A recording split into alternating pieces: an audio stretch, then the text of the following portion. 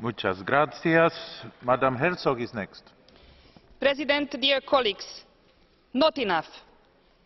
Mi az Európai Unió keretein belül a parlamentek bevonásával képzeljük a továbblépést. Olyan megoldást kérünk, ami beindítja a gazdaságot, ami reagál a társadalmat feszítő problémákra, ami nem okoz millióknak, különösen a fiataloknak kilátástalanságot, ami nem löki őket a szélsőséges politikai mozgalmakba.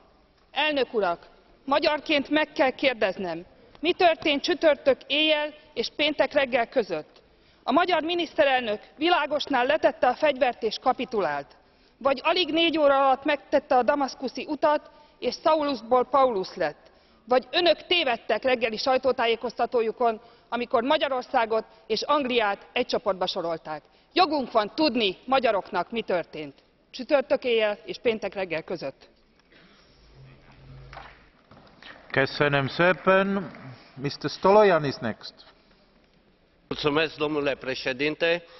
Doresc în primul rând să mulțumesc celor doi președinți